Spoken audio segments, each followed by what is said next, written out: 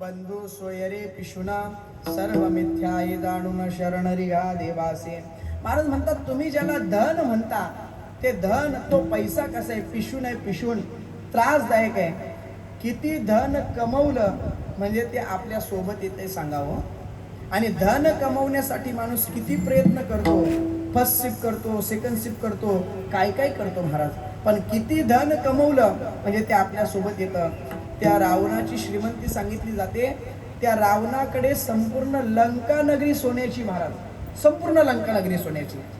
पण त्या रावणाला विचारलं का रे बाबा तुझ्याकडे संपूर्ण लंका नगरी सोन्याची आहे, पण शेवटी घेऊन जाताना तू काय घेऊन गेला जरा सांगू शकतो.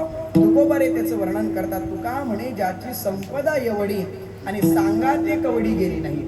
1 रुपया सुद्धा माणूस मेल्यानंतर सोबत घेऊन जाऊ शकत नाही. आम्ही प्रवास करता करता सिग्नलला गाडी थांबली होती आणि सिग्नलला गाडी थांबल्यानंतर कामच काय असतं, फक्त समोर पाहायचं असतं. कधी सेकंद संपतात आणि आपण निघतो कधी. पण समोर पाहत असताना आमच्या गाडीच्या समोर एक मोठं ट्रक उभं होतं आणि त्या ट्रकच्या मागच्या फाळक्यावर अतिशय गोड वाक्य लिहिलेलं होतं. इतकं गोड वाक्य होतं, इतकं गोड वाक्य होतं, माझ्या मनाला ते वाक्य अतिशय भावलं वाक्य. अगदी संतांच्या वचनाशी मिळतं जुळतं वाक्य होतं.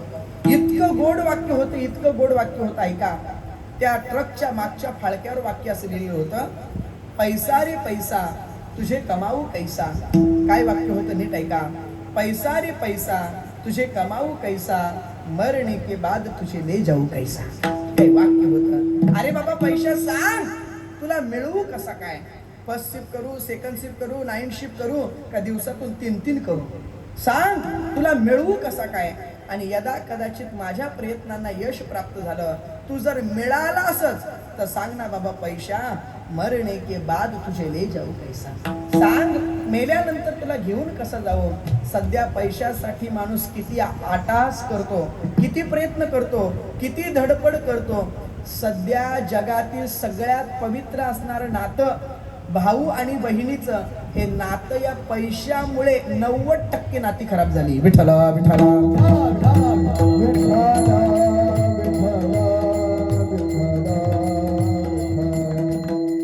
पैसा हा अतिशय त्रासदायक आहे महाराज. किती त्रासदायक आहे पैसा. ऐका, मागे 2-4 वर्षापूर्वी एक पेपरला जाहिरात आली होती. त्या जाहिरातीमध्ये इतका गोड प्रसंग होता. 6 जण भाऊ होते आणि त्या 6 भावांना थोडीफार काही जमीन होती. ती सगळी जमीन त्यांची विकली गेली आणि त्या 6 भावांना त्यांच्या जमिनीचे 50 कोटी रुपये आले. किती? 50 कोटी. आता 50 कोटी रुपये आले. 6 जण भाऊ होते. एका भावाशी 5 भावांचं जमत नव्हतं आणि 5 भावांचं एकामेकाशी चांगलं जमत होतं. एक भाऊ कोणाशीच बोलत नव्हता, पण 5 भाऊ एकामेकाशी बोलत होते. त्या 5 भावांनी असा विचार केला, तसंही आपलं याच्याशी काही जमेना, आपल्याला 50 कोटी आलेले आहेत. एक काम करू, आपण 5 जण 10-10 कोटी वाटून घेऊ, याला 1 रुपया द्यायचा नाही म्हटले. त्यांनी 10-10 कोटी वाटून घेतले. भांडणं चालू झाली. शेवटी त्या 5 भावांनी त्या 6व्या भावाला ठार मारला. आता ठार मारल्यानंतर ज्याची बायको, त्याला जी बायको होती किंवा त्यांची मुलं, त्यांनी पोलिसात तक्रार केली, सगळं काही सांगितलं. पोलिसांनी सगळं काही ते पाहिलं आणि त्या 5ही भावांना उचललं, तुरुंगामध्ये डांबलं. आता तुरुंगामध्ये डांबल्यानंतर इकडे सगळे उत्तर कार्य वगैरे झाले आणि मग सगळे नातेवाईक एकत्र झाले, गोळा झाले आणि सांगितलं, बघ आता व्हायचं ते झालं, आता कशाला काहीतरी करतेस, माघार पण घे आणि त्या 5ही भावांना सोडून आण म्हटले. ती म्हटली, माझ्या कुंकुवाचा धनी जर त्यांनी मारलेला आहे तर त्यांना मी माफ कसं काय करणार. नातेवाईकांनी बऱ्याच पद्धतीने समजावलं पण ती ऐकायला तयार नाही. शेवटी नातेवाईकांनी सांगितलं, एक काम करू म्हटले आपण. काय? 50 कोटी आलेले आहेत ना, 25 कोटी तुला एकटीला ठेव आणि 25 कोटी त्या 5 भावांना वाटून टाकू. ती म्हटली 25 कोटी तुम्ही सांगताय मला देताय, मी 25 कोटी घेईन, पण माझा कुंकवाचं धनी आता परत येणार नाही. आता करायचं काय? तिने सांगितलं एक काम करा म्हटले, मी त्या 5ही भावांना तुरुंगातून बाहेर आणते. 50 कोटी आलेले आहेत ना, मला 50 कोटीची अपेक्षा नाही. माझा जो हिस्सा आहे तेवढाच मला मिळावा. माझा जो हिस्सा असेल 50 कोटीमध्ये, त्याच्यामध्ये पुन्हा मी 2 वाटे करते. एक वाटा मला द्या, एक वाटा त्यांना 5 भावांना वाटून टाका. त्या 5ही भावांना तुम्ही सोडून आणा. फक्त माझी एकच इच्छा आहे. म्हणजे काय? मला पैसा नकोय. 50 कोटी आलेले आहेत, 50 कोटीचे 6 हिस्से करा. 6 हिस्स्यांमध्ये एक हिस्सा माझा द्या, त्याच्यातले मला 2 हिस्से करा. एक मला ठेवा, एक त्या भावांना वाटून टाका. त्या 5ही भावांना मी तुरुंगातून बाहेर आणते. म्हणजे अडचण कुठं? तिने सांगितलं फक्त माझी एवढीच इच्छा आहे. माझा कुंकवाचा धनी त्यांनी मारलेला आहे ना, माझी इच्छा नाही 5 जणांनी मरावं. माझी एवढीच इच्छा आहे, 5 जणांना बाहेर आणा आणि कोणी एका भावाने माझ्या डोळ्याच्या समोर फाशी घ्यायची. काही डोकं असेल महाराज त्या बाईचं? अहो, एखाद्याला मारणं सोपं आहे हो, पण स्वतःहून फाशीला जाणं एवढं सोपं आहे का? आणि असं झाल्यानंतर मग त्यांच्यातच वाद चालू झाले. ही म्हणायला लागली तुझ्या नवऱ्यामुळे तो मेला, ती म्हणायला लागली तुझ्या नवऱ्यामुळे तो मेरायला लागला. ते म्हणायचे तुझ्यामुळे तो मेला, तो म्हणायचा तुझ्यामुळे तो मेला. शेवटी न्यायाधीशाने न्याय दिला. 5ही भावांना 20-20 वर्ष तुरुंगवास. माझा दृष्टांत इथंच संपला. सिद्धांत ऐका, 50 कोटी आले होते, 6 भाऊ होते, पण एक मेला. 5 जण 20-20 वर्षासाठी तुरुंगामध्ये. खायला कोण शिल्लक राहिलं? विठ्ठला विठ्ठला.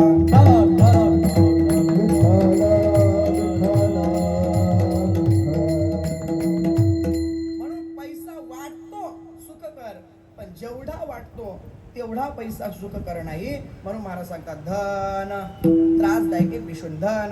दारा. दारा शब्दाचा अर्थ होतो बायको, पत्नी. आता बायको किती त्रासदायक असते हे माझ्यासारख्याला सांगणं शोभत नाही, कारण माझं अजून झालं नाही.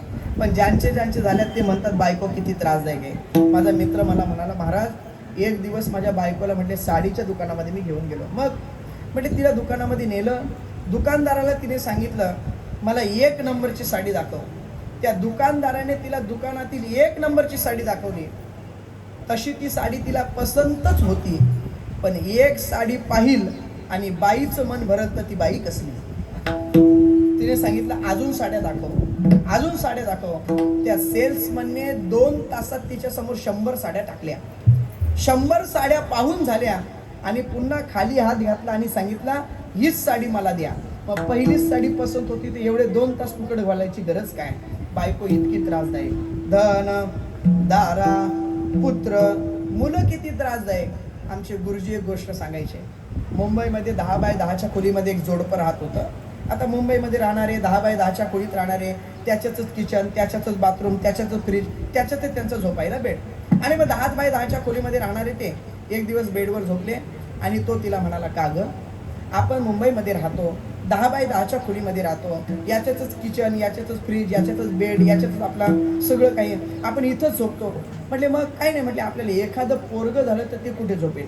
ती म्हटली एवढी कशाला चिंता करताय, ज्या वेळेस होईल त्यावेळेस पाहू ना. तो म्हटला नाही माणसाचं नियोजन असलं पाहिजे. म्हटलं असं का? ती म्हटली काही चिंता करायचं कारण नाही, आपल्याला जर एखादं पोरगं झालं तर इथं जागा होईल. हा इकडे बघा ना कोण बोलते, जरा कीर्तन चालू झाल्यापासून बोलतात विठ्ठला विठ्ठला.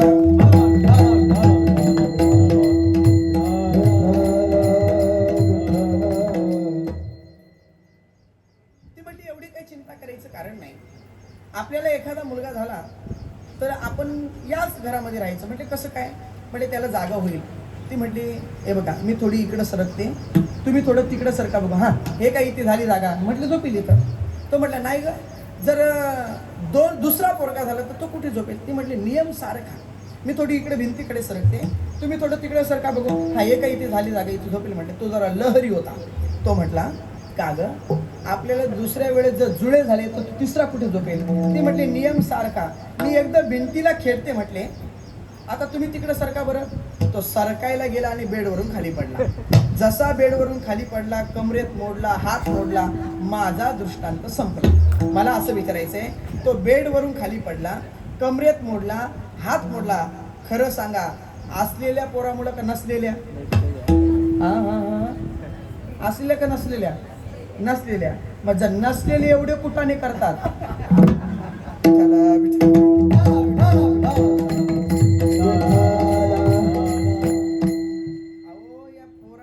लागायचीच नाही महाराज, फार त्रास देतात होई. एकदा माझ्या जीवनातील असाच प्रसंग तुम्हाला सांगतो, ऐका.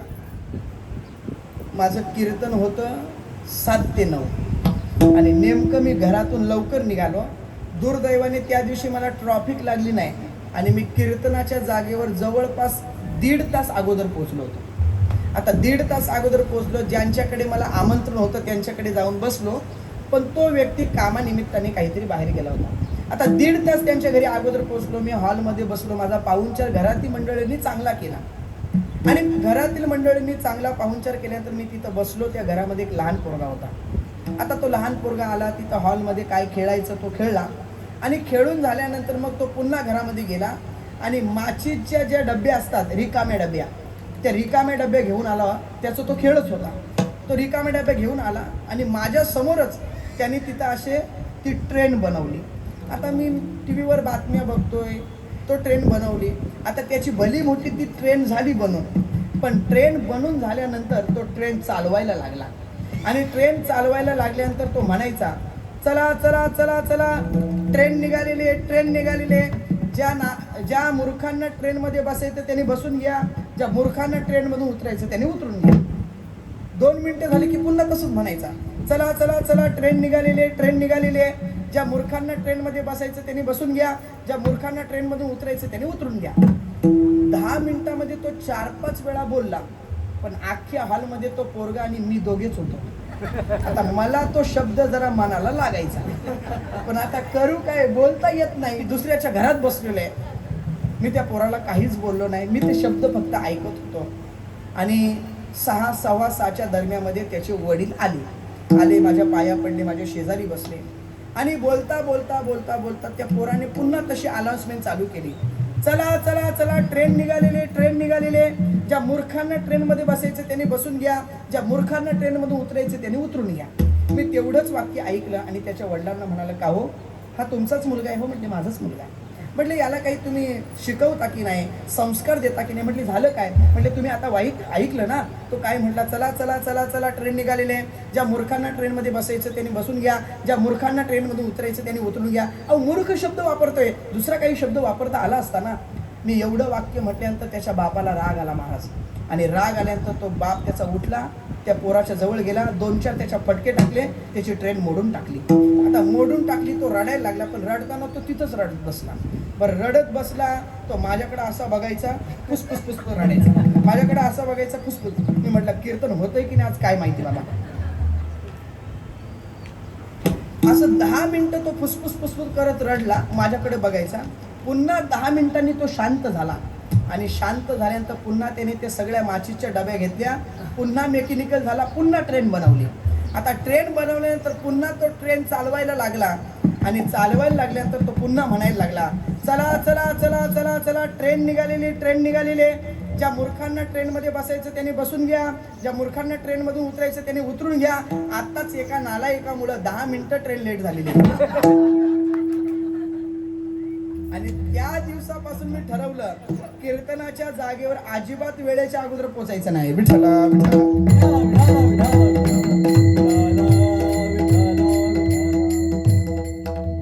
तुम्ही पण किती मन मोकळे आवाजाने हसते नाही का? म्हणजे तुम्हालाही माहिती आहे, तुम्हालाच नालायक म्हटला होता. विठ्ठला विठ्ठला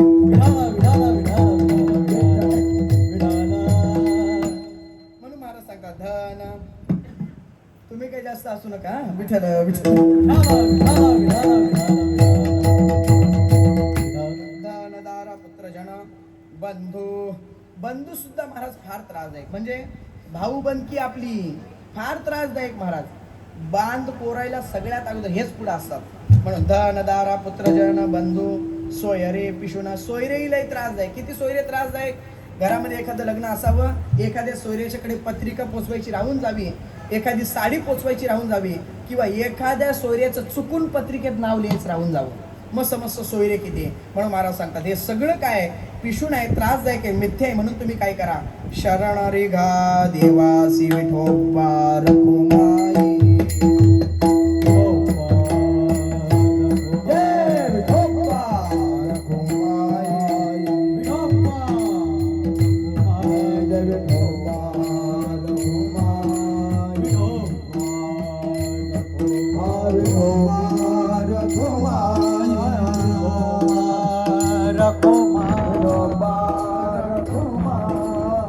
सर्वांनी टाळी वाजवा, भजन करा.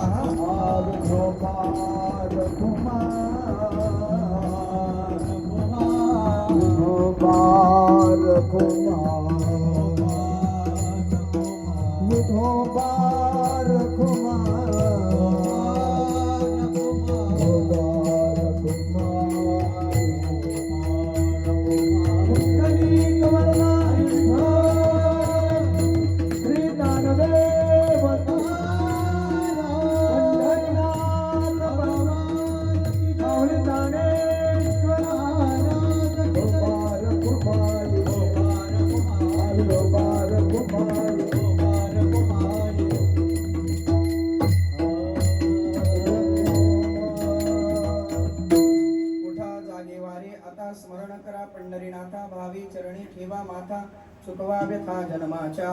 धनदारा पुत्रजना बंधू सोयरे कृष्ण सर्व मिथ्याई जाणून शरण रिगा देवासी. माया विघ्ने भ्रमला खरी म्हणता मी माझे निघरी, हेतू संपत्तीचे वारे साचकारे जाईला. आयुष्य जात आहे पहा काळ, जपतसे महास्वहिताचा गौरवा. ध्यानी रहा श्री हरीच्या संत चरणी भावधरा, क्षण क्षण नामस्मरा. मुक्ती साई जता भरा, हेची करा बापांनो. विष्णुदास विनविनामा, भूलू नका भव कामा. धरा अंतरी निज प्रेमान, चुका नेमा हरिभक्ती. धनदारा पुत्रजन बंधू सोयरे पिशुना, सर्व मिथ्या हे जाणून शरण रिगा देवासी. ज्ञानेश्वर